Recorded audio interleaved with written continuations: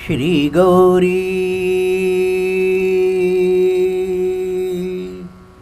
शंकरं नत्वा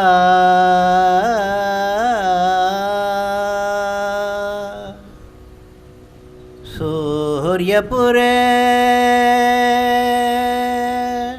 ब्रह्मवने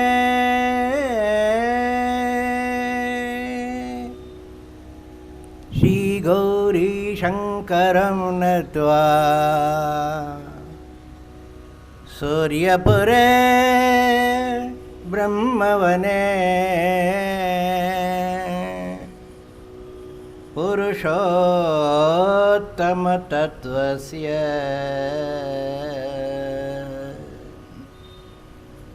करिष्ये परिचिन्तनम् पुरुषोत्तमतत्त्वस्य करिष्ये परिचिन्तनम्। रक्ष रक्ष वासुदेव रक्षत्वं कर्मबन्धन।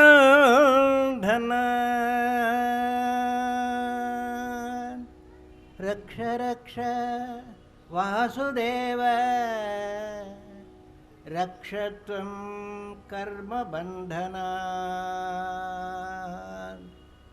त्रैलोक्यवृक्षमूलस्य तव रूपं प्रदर्शय पुरुषोत्तमबोधेन स्वस्वरूपं प्रदर्शय। ॐ गौरीशंकराय नमः।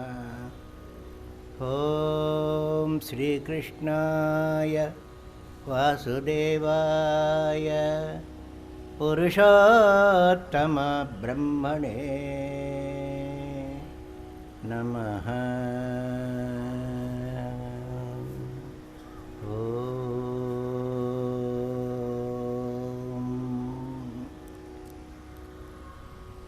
महादेव महादेव महादेव।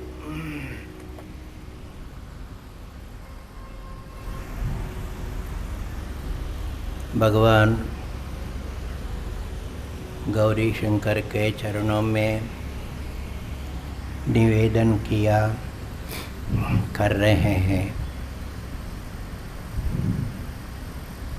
एक विशेष सत्र प्रारंभ हुआ है। उनके लिए अत्यंत प्रिय विषय के ऊपर हम चिंतन कर रहे हैं।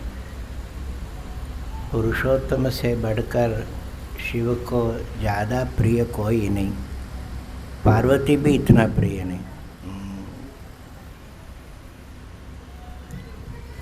स्वयं वासुदेव से प्रार्थना कर रहे हैं। सारे त्रैलोक्य वृक्ष को कल प्रारंभ किया था हमें अश्वत्थ वृक्ष का वर्णन।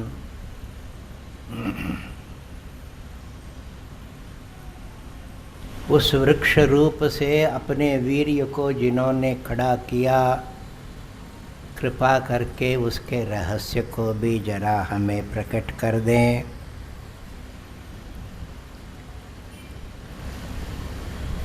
पुरुषोत्तम का दर्शन करा दें। ये सारा सत्र इस दर्शन की ही यात्रा है। आप लोग करते हो ना भारत दर्शन यात्रा, हाँ,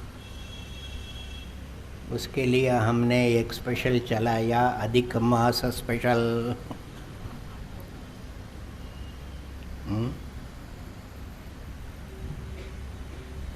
पुरुषोत्तम दर्शन यात्रा करेंगे।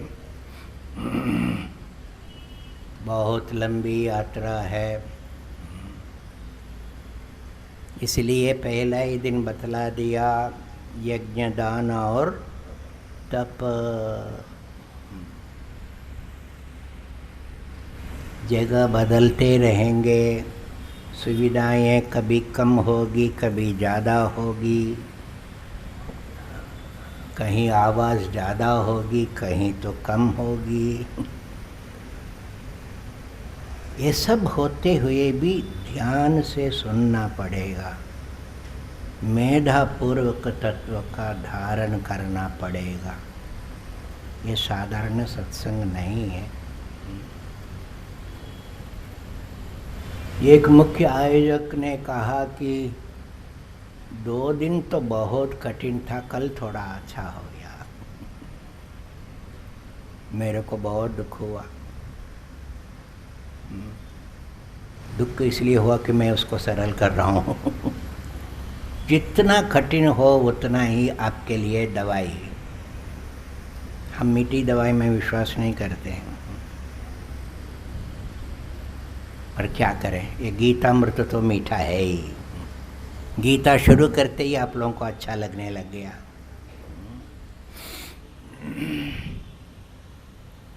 इस दर्शन यात्रा को हम प्रारंभ करते हैं भगवान की इस आज्ञा को मानकर। यस्तम वेद स वेदवित्, इस त्रैलोक्य वृक्ष को जानो। हम तो महाराज आपको जानने के लिए आए हैं, सीधा उस तत्व में नहीं जा सकते हो।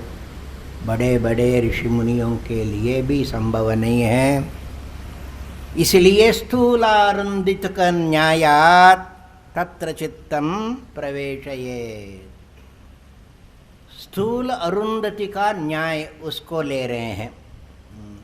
अरुंधति, अरुंधति देखा? टीवी की बात नहीं कर रहा हूँ, सचमुच। कब देखा है? क्या?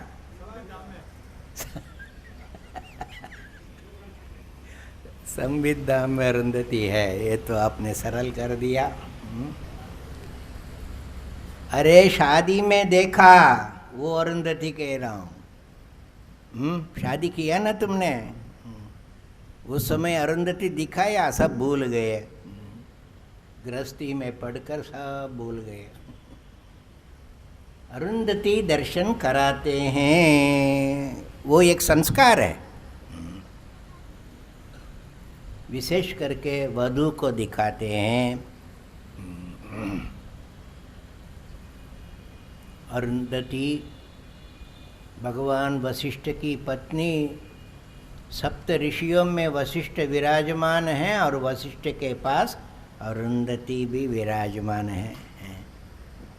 और किसी की भी ऋषि पत्नी महान नहीं है, ये विराजमान है।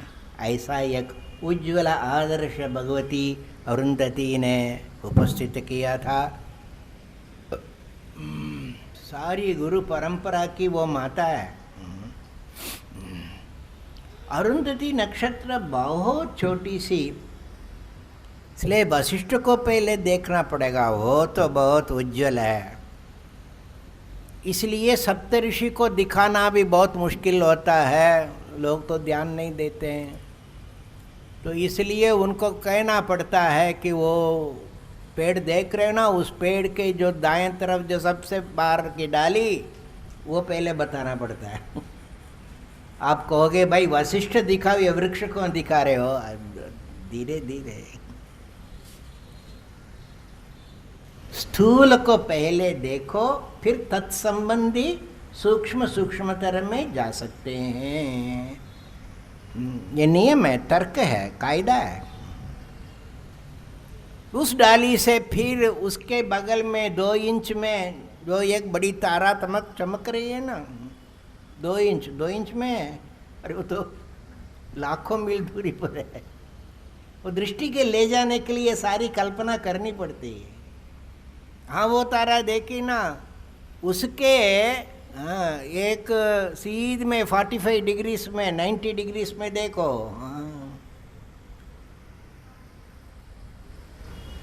तो एक ऐसा दिखाई देता है कड़ची जैसे, एक 7 तारे कड़ची जैसे, सप्तऋषि कड़ची जैसे हैं।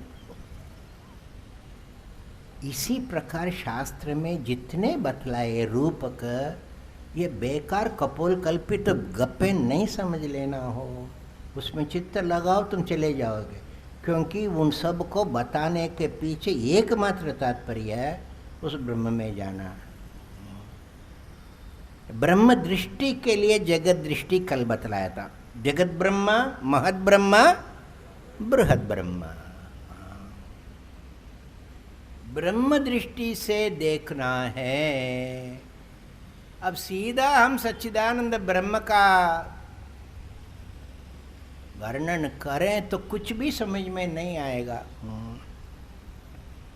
इसलिए सत उद्भव देखो, सत प्रकट हो रहा है।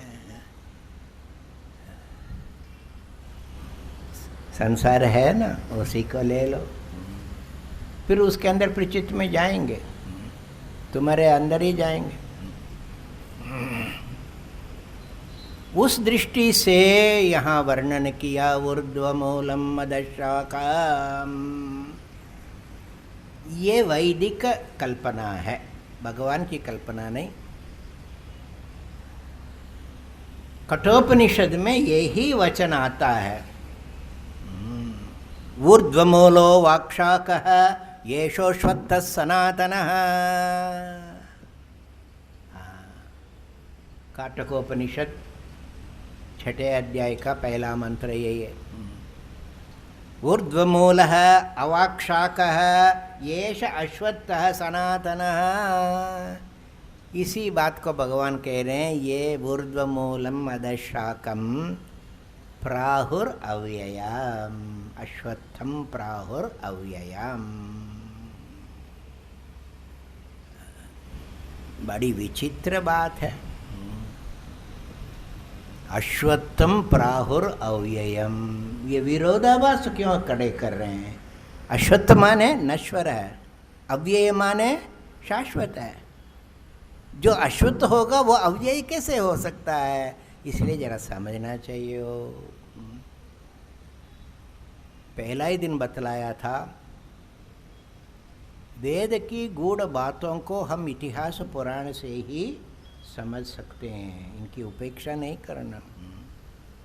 महाभारत में इतना सुंदर वर्णन है, इस अश्वत्थ का वर्णन हो अश्वमेध पर्व में।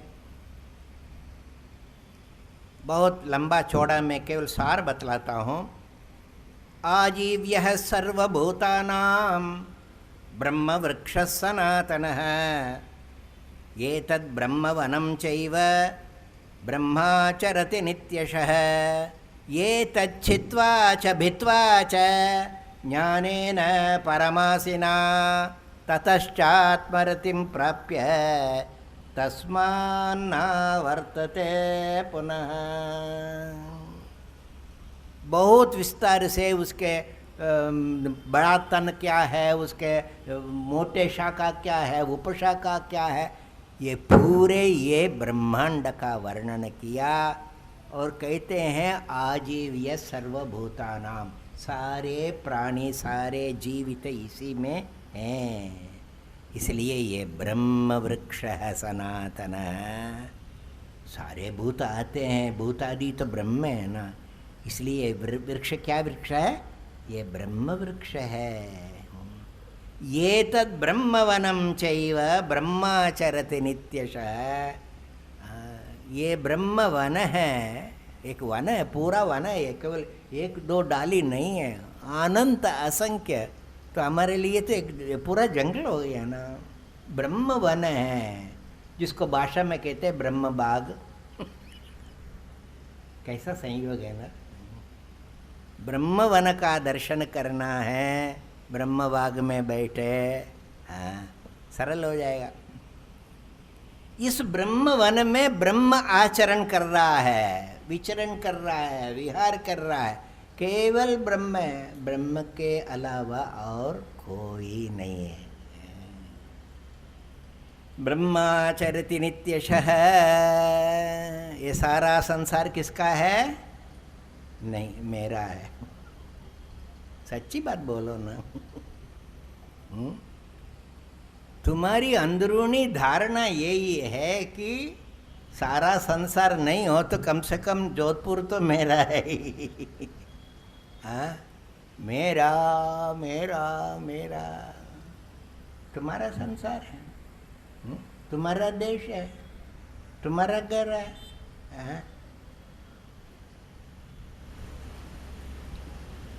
इसी दृष्टि को हटाने के लिए छित्वाच बित्वाच, ये जो इसको गलत दृष्टि से देख रहे हो, उस दृष्टि का छेदन करो, ट्रिम करो। भित्वा है, पेनिट्रेट करो, इसके अंदर जाओ, अंदर जाके देखो।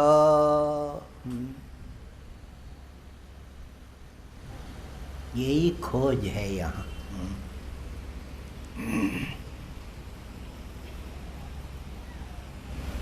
दृष्टि को सूक्ष्म करके देखना। वो सूक्ष्म करने के लिए असंग शस्त्रे न दृढ़े न चित्वा, यह काटना पीटना नहीं है, सूक्ष्म करना है अपने आप को। नहीं तो अश्वत्थ को काटना तो पाप माना जाता है। नहीं, अश्वत्थ वृक्ष को नहीं काटते हैं, पर वो तो पूज्य दृष्टि से ये वृक्ष है। यहाँ तो मोह का एक वृक्ष तुम खड़ा कर रहे हो, ये मेरा है। हाँ, समझ रहे हो? इसलिए गुरुजी एक दृष्टांत बताया करते थे। ये एक अच्छा ब्राह्मण था, गृहस्थी था, गृह धर्म का उन्होंने अच्छी तरह से पालन किया, पर कमी रह गई, को संतान नहीं था। पुत्र की इच्छा थी ताकि ये कुल परंपरा आगे चले। बहुत प्रयास करके, तप करके, बड़ी उम्र में जाके एक लड़का पैदा हुआ। बड़ा उत्सव मनाया, पर 3 दिन 4 दिन होने के बाद भी वो आंख खोलता ही नहीं है। अब फिर पता लगा इनकी आंख कभी नहीं खुलेगी, उनकी आंख है ही नहीं। अंधा पुत्र था। इसको लेकर उस पुत्र में जो मोह था वो और दुगुना हो गया। उनके धार्मिक पिता था ना, दूसरा होगा तो उसके पीछे पीछे पीछे जाता था। वो जब चलने लग गया पीछे पीछे, बड़ा हो गया, 5 साल का हो गया, फिर भी उसको दबा दबा के अपने ही निरीक्षण में रखता था। अब वो बेचारा वो अपने आप करना चाहता है, उसे करने ही नहीं देता है। अब बेटा गिर जाओगे। वो निकल कर एक बार अच्छी हवा आ रही थी, वो घूमने के लिए निकला तो वो पीछे पीछे आ गया, घर से बाहर आ गया। अरे तो कहाँ जा रहे हो भाई? पिताजी मैं थोड़ी सी घूम के आ जाऊंगा। तो मेरे को कहना चाहिए ना, मैं तुमको घुमा देता है, आप अपना काम करो, मैं अपना काम। नहीं बेटा मैं आपके साथ चलूँगा। क्यों? आप क्यों चलोगे मेरे साथ? अब वो कैसे कहें? वो उन्हें कहा बेटा तुम सड़क पर आ रहे हो, सड़क में गाड़ी आती है, कभी गाय आ जाती है, तो ये सब आपको दिखाई देता है? हाँ मेरे को दिखाई देता है। तुमको जरा कम दिखाई देता है, मेरे को दिखाई देता, दूर से ही दिखाई देता। अच्छा कितना दूर दिखाई देता है? हाँ। सब कुछ दिखाई देता, जो कुछ है सब दिखाई देता। अच्छा, जो कुछ आता आता जाता सब दिखाई देता है। अच्छा, तो ये बताओ कि आपके दादाजी थे, वो है? मैं कहा नहीं, वो तो चल बसे। अच्छा, कहाँ को चले, दिखाई देता है? उन्होंने कहा ये तो मुझे मालूम नहीं है। अच्छा, आपके पिता कहाँ हैं? मेरे को मालूम नहीं है। आप कहते हो ना मेरे को सब दिखाई देता है।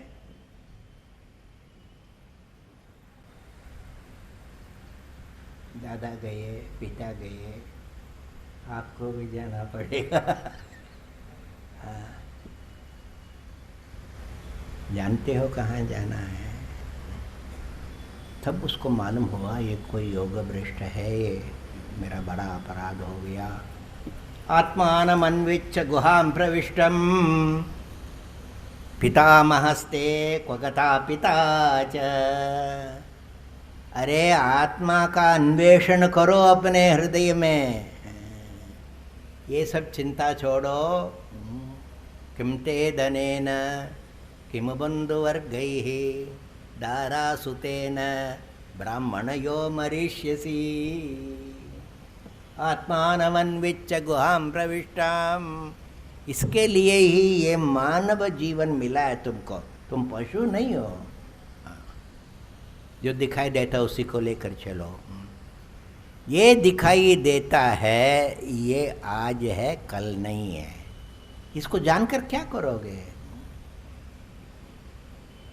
इसीलिए इसके पीछे कुछ तात्पर्य ज़्यादा है। मनुष्य लोक में आकर आप ये विचार कर सकते हो सचमुच क्या है यहाँ, जिसको तुम मानकर चल रहे हो ये मेरा, ये तुम्हारा नहीं, क्योंकि तुम्हारे पास रहता नहीं है, आकर चला जाता है। तो ये फिर आने जाने के पीछे कोई तात्पर्य चाहिए ना, क्योंकि मनुष्य उस तात्पर्य को जाने बिना संतुष्ट होता नहीं है। पशु कभी नहीं पूछता है मैं क्यों आया, मैं क्यों जा रहा हूँ, मेरे जीने से क्या फायदा। पर मनुष्य लोक के अगले श्लोक में भगवान मनुष्य लोक की बात करते हैं। अधश्चोर्ध्वं प्रसृतास्तस्य शाखा गुण प्रवृद्धा विषय प्रवाला अधश्च मूलान्यनुसंततानि कर्मानुबंधीनि मनुष्य लोके। यह मनुष्य लोक, लोक मनुष्य शरीर, मनुष्य शरीर को लेकर विचार चल रहा है। मनुष्य शरीर में आने पर मालूम होता है ये ऊर्ध्व मूल के अलावा और भी अधः मूल हैं। ये ब्रह्म का बनाया हुआ नहीं, ये तुम्हारा बनाया हुआ, ये समझने की बात। ऊर्ध्व मूल शाश्वत है, ये अधो मूल वासनामय है। तुम्हारी वासनाएं हैं, तुम्हारी धारणा के ऊपर, तुम्हारी प्रतीति के ऊपर ये निर्भर है। कैसे देखते हो उसको लेकर तुम्हारे अंदर उसका एक अंश पड़ जाता है, असर पड़ जाता है, वासना उत्पन्न होती है। वो तो तुम्हारी दृष्टि के ऊपर है।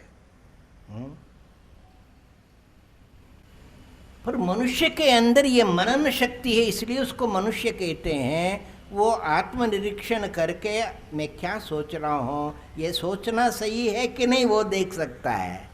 ये सारी साधना तुम्हारे अंदर है, जगत में नहीं है। जगत को लेकर जो तुम्हारी प्रतीति आती है उसका शोधन करो तो ब्रह्म की प्रतीति हो जाएगी। यही ब्रह्म चाहता है ना। ततश्च आत्मरतिं प्राप्य तस्मान्नावर्तते पुनः। ये सार निकाला महाभारत में। इस प्रकार विचार करो तो आत्मरति प्राप्त होगी। अभी तो क्या है, विषय रति है, विषय को ही देख रहे हो। अरे इसके अलावा बहुत कुछ है। इस विषय का दर्शन करने वाला देहि नित्यमवद्योयम देहे सर्वस्य भारत, ये उपदेश प्रारंभ ही हो रहा है इसको लेकर। कौन सा उपदेश? गीता का उपदेश। देहि नित्य है, दृष्टा नृत्य है, दृश्य अनित्य है, बदलता रहता है। यह आत्मरति को प्राप्त करना है। इस दृष्टि से कहा ये अश्वत्थ होते हुए भी सनातन है। सनातनत्व को ये प्रकट करता है। एक एक विषय की प्रतीति केवल ब्रह्म प्रतीति के लिए, ये तो उपनिषद रहस्य को खोलता है। सारी चर्चा करके, सारे उपदेश के बाद, सारी साधना करने के बाद भी ब्रह्म ज्ञान के लिए कोई उपाय नहीं रहता है। क्या ये जो सब मैं जानता हूँ इससे कोई ब्रह्म ज्ञान अलग है? वो कहते हैं नहीं, कोई ब्रह्म ज्ञान अलग नहीं है, इसी ज्ञान में ब्रह्म ज्ञान है।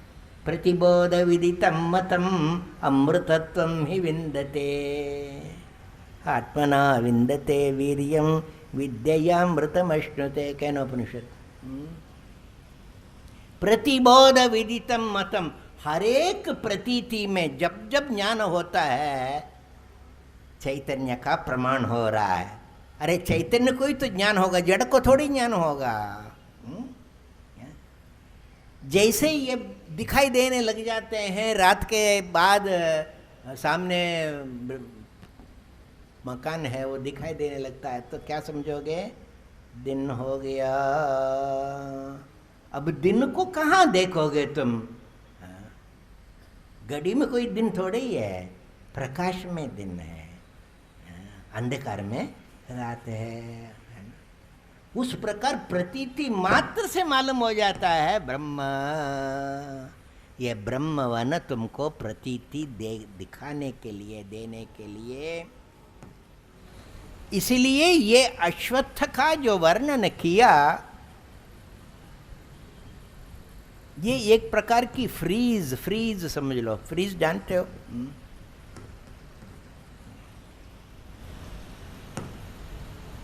नटराज देखा? नटराज हम भी ऐसे ही सोचते हैं कि कोई खड़ा है। वो खड़ा नहीं है, वो क्या कर रहा है? नृत्य कर रहा है। वो पोस नहीं कर रहा है, वो नृत्य कर रहा है। There is a continuous dynamic movement. वो जब वो म्यूजियम के जो क्यूरेटर है उन्होंने तंजावुर में बताया, तब ज़्यादा समझ में आई। महाराज ये जो है ये एक गजशुंड मुद्रा है, और मुद्रा को बतलाया।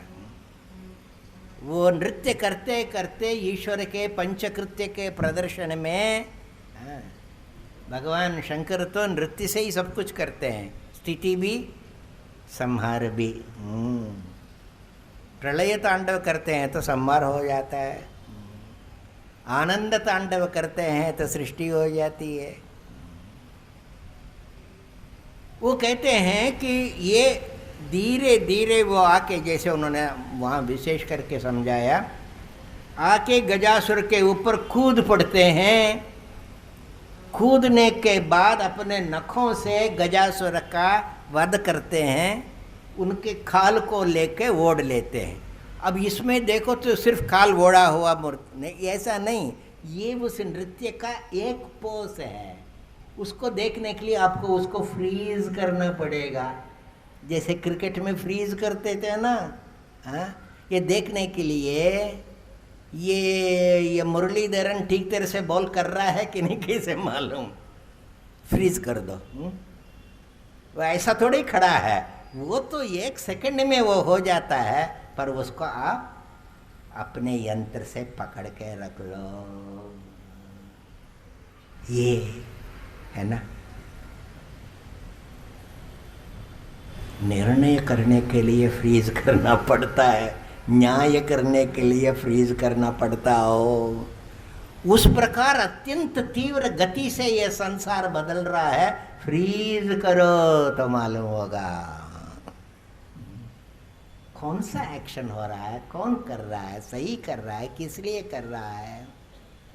यह अध्ययन का विषय है या कला का विषय समझ लो। इसलिए वो घूम के पैर को लाके उस मुद्रा में रखते हैं, हमेशा उसमें खड़े नहीं रहते हैं।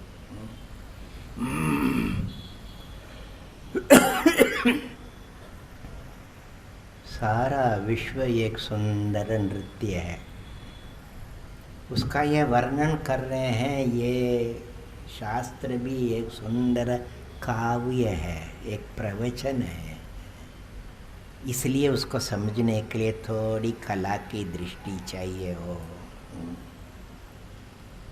विषय की दृष्टि के पार करने के लिए little aesthetics, little artistic sense is needed. इसलिए इस वृक्ष रूपी वर्णन से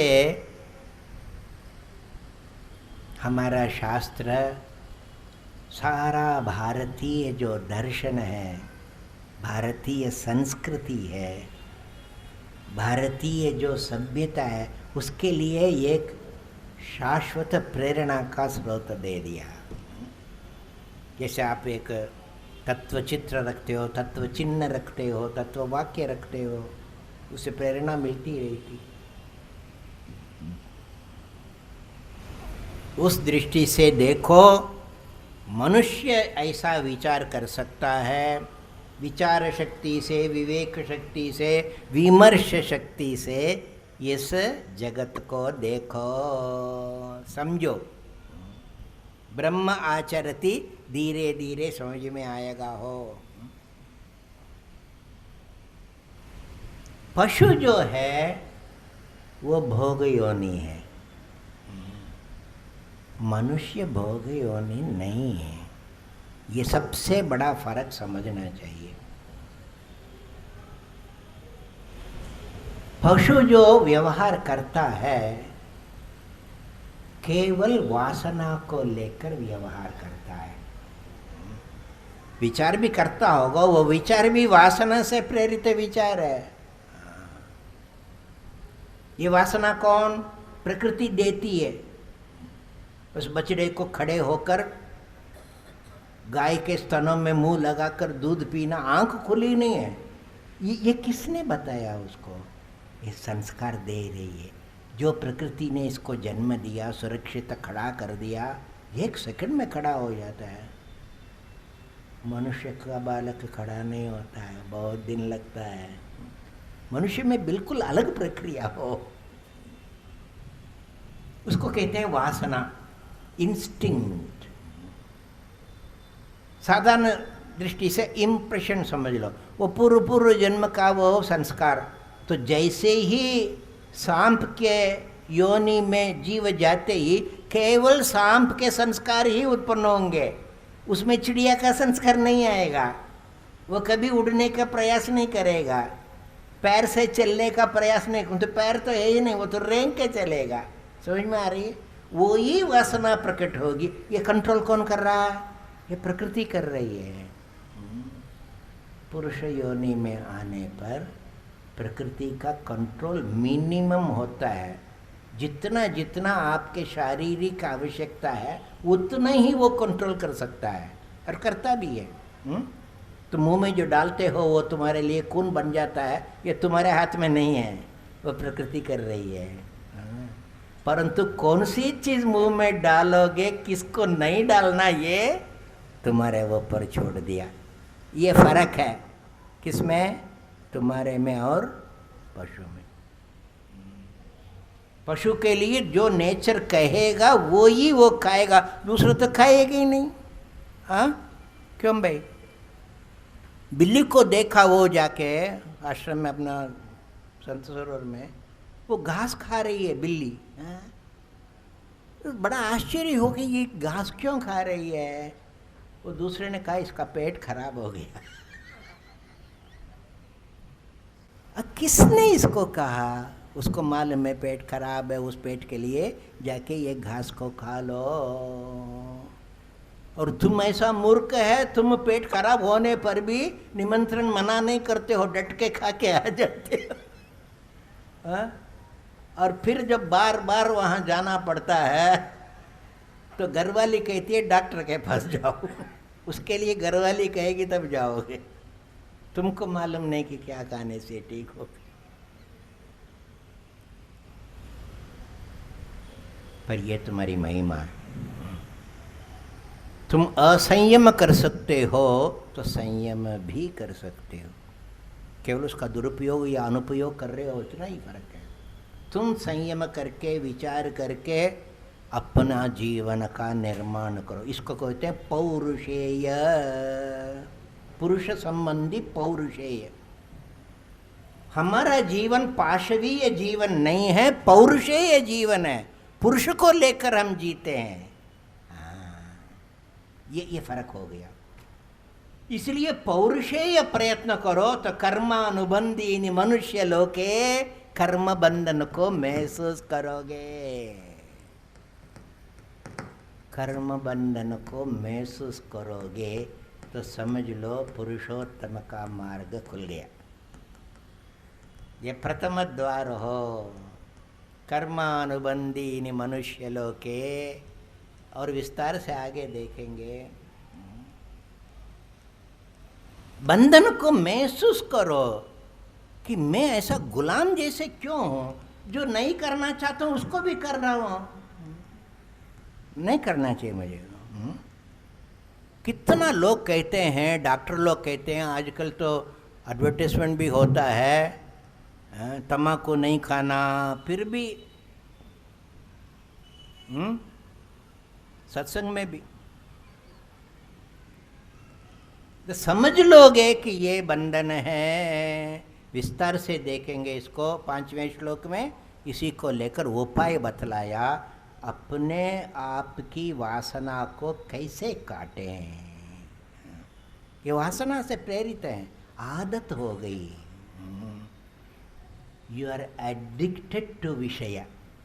ये विषय का जो एडिक्शन है, इसमें डी एडिक्ट कैसे होना, शास्त्र बतलाता हो। ये कर्म बंधन को समझ लिया ना। भाष्यकार भगवान आचार्य शंकर कहते हैं, कर्माणि देह योगार्थम, देह योगे प्रिया प्रिय, ध्रुवौ स्यातां ततो राग, देशौ तस्मात् ततः क्रिया। ये कर्म का बंधन। ये कर्म करने का अधिकार तुमको मिला क्या अपने आप को बांधने के लिए या आगे बढ़ने के लिए? ये आगे बढ़ने के लिए जो साधन है, अपनी महत्ता को महसूस करने का साधन है, स्वातंत्र का प्रयोग करने का साधन है कर्म। उसी से आदमी बंध जाता, और नियम भी वही है। हाँ, जीने का साधन भोजन है, मरने का साधन भी हो सकता है। बहुत से लोग एक्सीडेंट से नहीं मरते हैं, खाने से मरते हैं।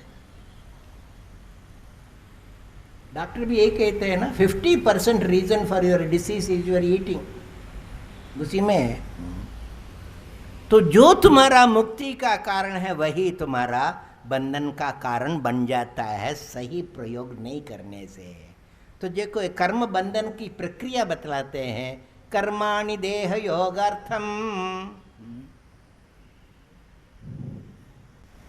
कर्म के कारण तुमको शरीर मिला, कर्म के अनुसार ही शरीर मिलता है ना। किसी को कुछ योनि, किसी को कुछ योनि, ऐसे अनेक जीव में अनेक भेद कैसे? कर्म के अनुसार। तो शरीर मिलते नहीं, देह योगे प्रिया प्रिय। शरीर मिल गया तो शरीर को कुछ अच्छा लगेगा, कुछ बुरा लगेगा।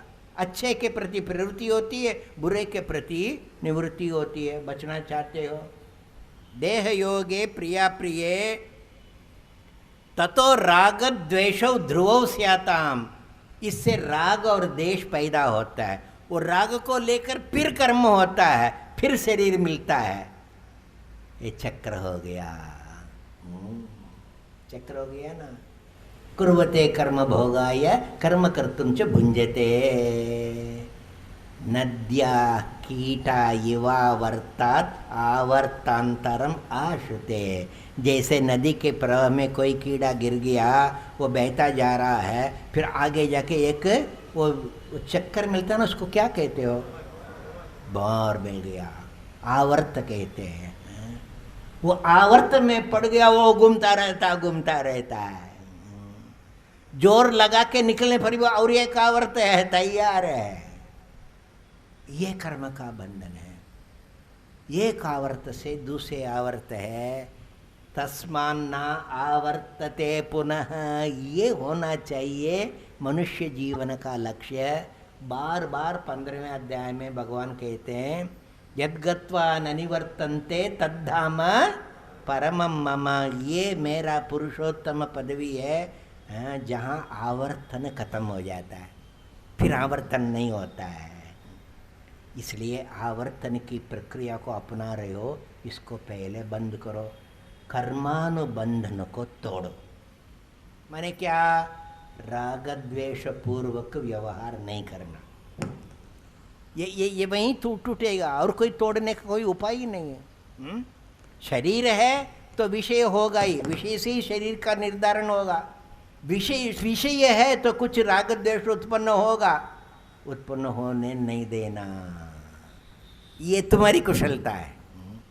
विषय को देखकर राग द्वेष में नहीं जाना, ईश्वर की महिमा को महसूस करना, उसको क्या कहते हैं? विभूति। विभूति रूप से देखना। क्यों?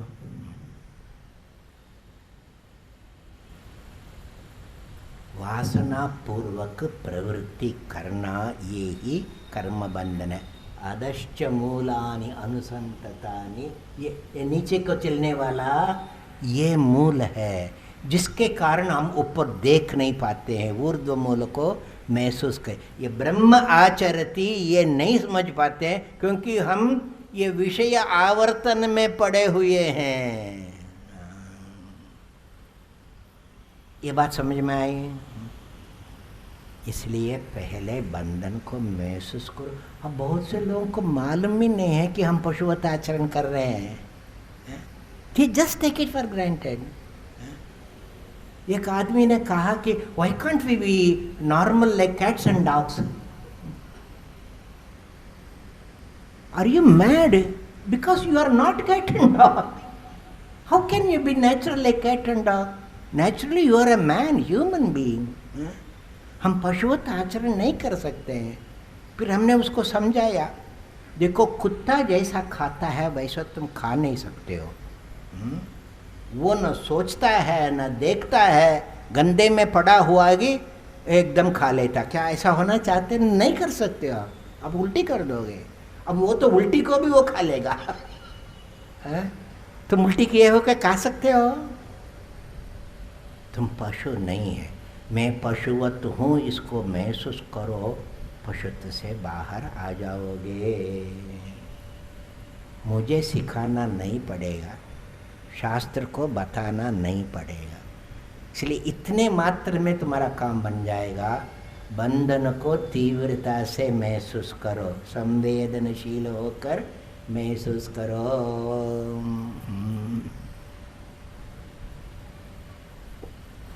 एक आदमी था, बड़ा चतुर था, चतुर चोर था। उनकी पेशाई क्या है? चोरी करना। अब लोगों में बेवकूफ़ों की कोई कमी नहीं, इसलिए चोरी चलती है। सब लोग सावधान रहेंगे तो ये कैसे सफल हो सकते हैं? तुमसे ज़्यादा वो चतुर हैं, इसलिए तुम्हारी चोरी वो कर लेता है। नहीं, बड़ा चतुर चोर था। उसके 2 लड़के थे। वो जो ज्येष्ठ पुत्र था वो बड़ा हो गया, 10-12 साल का हो गया। उसकी पत्नी नहीं थी। वो हमेशा लड़का उससे कहता था कि पिताजी मेरे को भी ले चलो, मेरे को भी ले चलो। अब रोज़ रात को जाते हो अपने ऑफिस मेरे को भी काम करने दो, मेरे को भी काम सिखाओ। भाई अभी तुम छोटा है। तो कहते कहते कि मैं इतना बड़ा हो गया हूँ, मैं कर सकता हूँ। एक दिन तंग आके उन्होंने कहा कि ऑल राइट, चलो मेरे साथ चलो आज।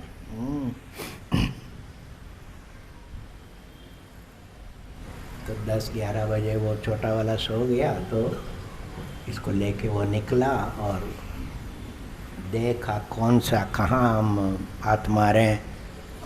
एक फ्लैट जो एक घर जो अलग था, कुटिया आसपास में ज़्यादा नहीं थे। उन्होंने कहा ये ठीक है, खिड़की भी देख लिया, ये सरलता से अंदर जा सकते हैं। तो ये सब देख रहा है, सीख रहा है, देख के ही नहीं सीखते हैं। अंदर घुस गया खिड़की से, घुस के अपने धीरे से टार्च से देखा। लड़के को कहा बेटा देखो ये अलमारी से वो वार्डरोब जैसा होता है ना रखने के लिए, इसको खोल के देखो इसका अंदर क्या है। उसको खोला, काफ़ी बड़ा अलमारी था। कितना बड़ा, अंदर जाके देखो। वो अंदर घुसा तो उसको झट से बंद कर दिया और बाहर से बंद कर दिया। लड़के को अंदर कर दिया और बाहर से ताला ताला जैसे लगा दिया। हाँ, अटका दिया उसमें। उसने कहा पिताजी मेरे को खोलो, मेरे को खोलो। चुपचाप वो निकल के आ गया, उस घर से बाहर आ गया। अब वो खटखटाने से तो आदमी जग गया और वो चटपटा रहा है, मेरे को बाहर निकालो, मेरे को बाहर निकालो। तो वो आदमी जग गया, वो घर का स्वामी था। वो फिर टार्च लेके आया, बत्ती लगाए। तो वो बत्ती लगाए तो फिर ये चुप हो गया। अब क्या करूं, अब ये मेरे को पकड़ लेगा। अब मैं चिल्ला भी नहीं सकता हूँ, मैं कुछ भी नहीं कर सकता हूँ, पकड़ लेगा। चुपचाप रहा। फिर उनको एक बात सूझी, आखिर पक्के चोर का तो लड़का था ना, उन्हें म्याऊं ऐसा आवाज की। तो वो आदमी ने सोचा अरे ये कोई बिल्ली घुस गई है अंदर है, अपने आप बंद हो गई। तो उन्होंने खोला, खोलते ही वो कूद के गया और खिड़की से कूद के भाग गया। और इधर उधर करके फिर घर पहुंच गए। रात के समय टटोलते हुए प्राण बचा, बच गया। वहाँ जाके अपने छोटे भाई को जगाया। वो छोटे, मैंने कहा आप गए थे अकेले कैसे, ये पापा कहाँ हैं? उन्हें कहा अरे पापा की बात छोड़ो, मेरे तो प्राण ही निकल गया। मैं तो ऐसी बहादुरी की, मैंने ऐसा कैसा बोल रहा था, पीछे से पिताजी आए। वाह बेटा अब तुम पक्का हो गए।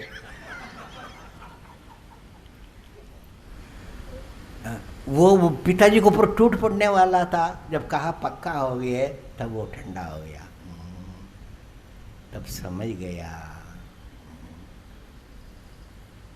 तुमको सिखाने की जरूरत नहीं है, बंधन महसूस करो तुम छूट जाओगे। है ना? अरे तुम छूटे हुए के संतान हो, कैसे नहीं छूटोगे? बंधन को महसूस नहीं कर रहे हो इसलिए पड़े हुए हो। क्यों भाई, हम भी पक्के चोर के ही संतान हो। हाँ?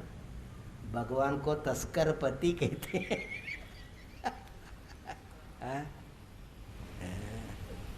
कुलुंचानम पतये नमः, तस्कराणाम पतये नमः। हाँ, और ये मक्खन चोर की बात ही छोड़ो। हम उनके संतान हैं, सिर्फ महसूस करना है। बंधन में पड़े हैं, वो भी हमारे ही किए हुए बंधन हैं। अब चाहे तो मैं छूट सकता और जरूर छूटूंगा, ये संकल्प करो। तब जे को ये जगत को कोई छाप देने से कोई मतलब भी नहीं है, बनता भी नहीं है। इसके कारण ही तुम मुक्ति को पा सकते हो। अरे ये वृक्ष बंधन का कारण नहीं, ये मुक्ति का कारण है। आगे जाके बताएंगे, ये वृक्ष नहीं होता तो ये जीव रूपी पक्षी कहाँ से आएगा, कहाँ रहेगा, क्या खाएगा? हाँ? क्योंकि बिना पेड़ पक्षी आ सकता है? आगे जीव का वर्णन भगवान करेंगे। अब सबसे पहली बात है, ये कर्मानुबंधी शाखाएं हैं, इनको कैसे तोड़ना, इसके बारे में फिर विस्तार से विचार करेंगे।